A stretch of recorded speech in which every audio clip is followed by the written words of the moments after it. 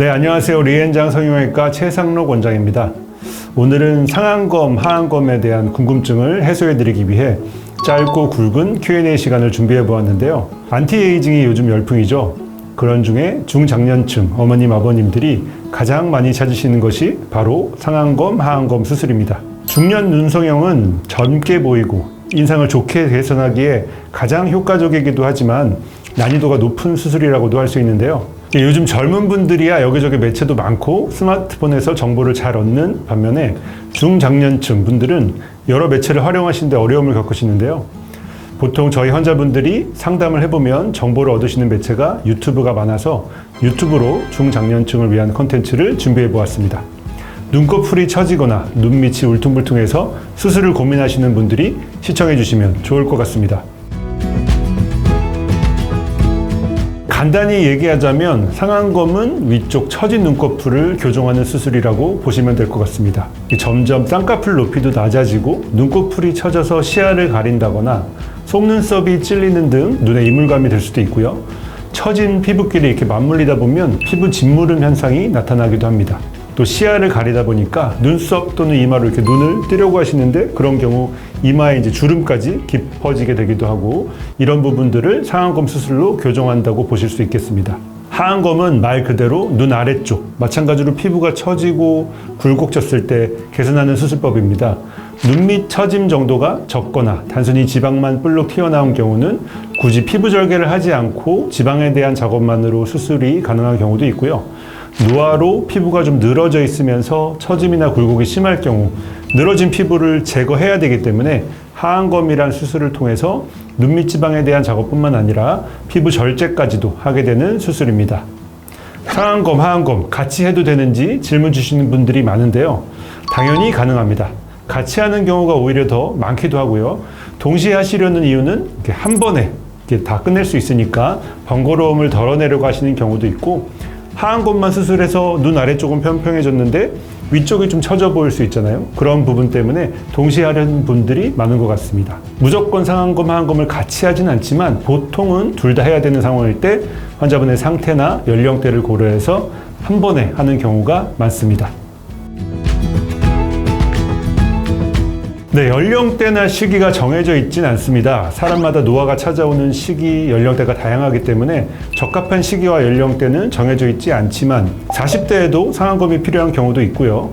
아무래도 이제 중장년이 되면 중력의 영향으로 피부가 처지고 탄력 저하, 주름 같은 노화의 현상이 더 뚜렷해지기 때문에 나이가 들수록 상안검 수술을 필요로 하는 경우가 더 많아지는 것 같습니다. 개별적으로 피부 탄력이나 눈 구조 등 다양한 요인을 파악하여 수술하는 것이 좋고요. 직접 상태를 확인해 봐야 정확히 알겠지만 거울을 보실 때 눈꺼풀이 처져서 시야가 확보가 어렵다거나 눈 뜨는 힘이 약해져서 이마 근육으로 눈을 뜨시는 분, 눈가 짓무름 현상이 있으신 분들은 꼭 상안검 수술을 고려해 보시면 좋을 것 같습니다. 네, 많은 환자분들과 상담을 해보면 많은 분들이 이제 상안검이 쌍꺼풀 수술인 줄 알고 계시기도 하는데요. 두 수술 모두 쌍꺼풀이 생기는 수술인 것은 맞지만 상태에 따라서 연장선상에 있는 수술이라고 보시면 될 것 같습니다. 대체로 이제 가장 큰 차이점은 쉽게 이제 피부 절제량의 차이라고 보시면 될 것 같고요. 절개를 가해서 쌍꺼풀 라인을 만들어주는 위주로 진행하는 수술은 절개 쌍꺼풀이 되겠고, 눈꺼풀 이제 처짐을 개선하는 목적을 두고 쌍꺼풀도 만들면서 이제 피부도 절제하고 눈 뜨는 근육이나 다른 조직까지 같이 해결하는 수술이 상안검이라고 할 수 있겠습니다.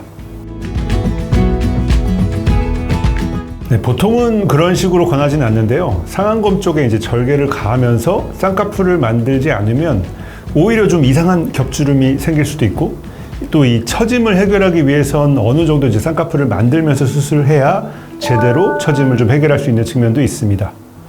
보통 쌍꺼풀을 원하지 않는 분들께는 이제 아예 무쌍으로 얘기하기보다는 좀 낮게 속쌍 같은 라인으로 권하는 편입니다. 무쌍이신 분들 중에 이제 변화를 좀 꺼려지는데 처짐과 불편함을 개선하고 싶으신 경우에는 굳이 이제 상안검 쪽을 건들지 않고 눈썹 파 거상술이나 이마 거상술 이런 것들을 고려해 보시는 것도 좋을 것 같습니다. 수술 후 이제 인상이 좀 강해졌다고 느끼시는 대부분의 환자분들은 쌍꺼풀 수술하신 지 좀 오래돼가지고 쌍꺼풀이 좀 희미해졌거나 무쌍인 경우가 많은 것 같습니다. 수술하고 났더니 좀 쌍꺼풀이 좀 진해 보이고 이제 위에 덮이는 피부가 좀 두껍게 보일 수밖에 없기 때문에 그렇게 느끼시는 것 같고요. 하지만 이게 처짐을 해결하려면 어쩔 수 없는 측면도 좀 있습니다. 수술하고 일주일이나 1개월 정도까지 인상이 좀 사나워졌다고 걱정하시는 분들도 6개월이나 1년쯤 되셨을 땐 많이 만족해 하시는 것 같습니다. 붓기는 좀 개인차가 있지만 회복력이 빠르신 분들은 대개 한 1, 2주 정도 되면 큰 붓기는 빠지게 되고 화장이나 안경으로 어느 정도 커버가 가능한 정도가 됩니다. 좀 더 자연스럽게 되는 데는 몇 개월 더 걸리게 되고요. 넉넉히 좀 기간을 가져보자면 한 6개월에서 한 1년 정도, 그 정도 되면 잠붓기도 빠지고 자리를 잡게 됩니다. 중장년 분들이 상견례, 자녀 결혼식 전에 눈 성형을 많이 하시는데요. 아무래도 이제 붓기가 좀 신경 쓰이시겠죠. 가급적이면 중요한 일을 앞두고 계신 분들은 적어도 한 2, 3개월 전에는 수술을 진행하시는 걸 권장드립니다.